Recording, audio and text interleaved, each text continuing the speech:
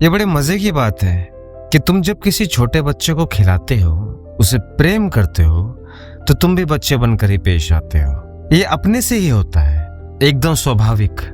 तुम्हारी आवाज, तुम्हारी बॉडी लैंग्वेज, तुम्हारे हाव भाव सब बच्चे जैसे ही हो जाते हैं। वहीं जब घर के बूढ़ों के साथ पेश आते हो, तब मैच्योरिटी से क्यों नहीं पेश आते? ऐसा है बच्चा भी है और ऐसा है बूढ़ा भी है। हाँ, बूढ़ा बच्चे के मुकाबले थोड़ा कम ऐसा है, पर ऐसा है तो है। तो क्यों दो अलग अलग इंसानों के साथ अलग अलग स्वभाव, और जबकि दोनों अपने ही हैं। एक जो अभी नवजात बच्चा है और एक तुम्हारे बूढ़े माँ बाप। पता है क्यों? क्योंकि बच्चे में तुम फ्यूचर देखते हो और बूढ़े का फ्यूचर समाप्त हो चुका होता है।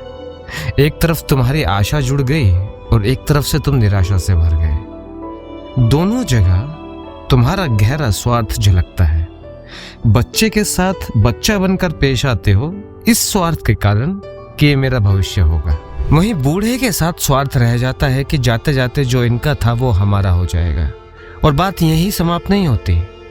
जो तुम करते हो, कल समय का पहिया वापस घूम कर आता है, फिर तुम बूढ़े होते हो और कुछ वैसे ही तुम्हारे साथ घटित होता है जैसा तुमने कुछ किया था। दो फर्क समझाता हूं, बड़े ध्यान से समझना है। बच्चे में भविष्य की संभावना तुम खोजते हो, परंतु तुम्हें उसके पास्ट का कुछ भी अता पता नहीं। उसका पास्ट नहीं पता, इसका ये अर्थ नहीं कि उसका पास्ट होगा ही नहीं। वो तुम्हें नहीं पता, वो और बात है।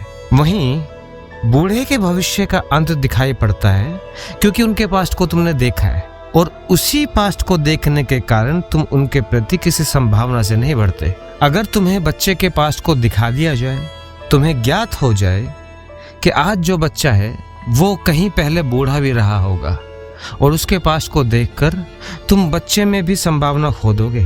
तुम्हारा किसी के प्रति प्रेम का भाव तभी जन्म लेता है जब तुम उसके पास्ट से अवगत नहीं।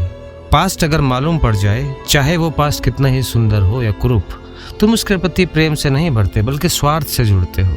अगर कोई ऐसा यंत्र हो जिससे एक पिता को अपने छोटे बच्चे के बारे में ये साफ साफ पता चल जाए कि जो भविष्य के सपने तुम उसमें देख रहे हो, उनमें से एक भी सपना पूरा नहीं होगा, सब अधूरे रह जाएंगे।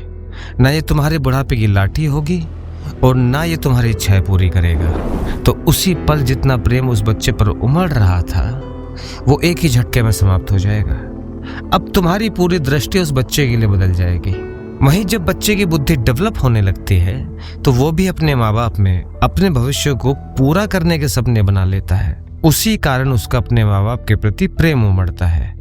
वहीं अगर उस बच्चे को जो भी जवान होने लगा है, उसे ये साफ साफ पता चल जाए कि उसके माँ बाप से उसे कोई सहारा न मिलेगा उसके अपने सपने को पूरा करने में, बल्कि उसे तो उल्टा उनके अकॉर्डिंग जीवन जीना पड़ेगा, बस उसी पल उस बच्चे का प्रेम भी माँ बाप के प्रति एकदम ओझल हो जाएगा। ये एक ऐसी श्रृंखला है जिसमें बड़े बच्चे में भविष्य के कारण प्रेम लुटाते हैं और बच्चे बड़ों में अपने भविष्य के कारण। अब सबसे बड़ी विडंबना ही दोनों की स्वार्थ की होती है। तभी 90% रिश्तों को तुम अनसुलझा ही पाओगे। भविष्य की संभावना और पास्ट के अनुभव के कारण ही रिश्तों के बीच में प्रेम का जुड़ना और समाप्त होना लगा रहता है।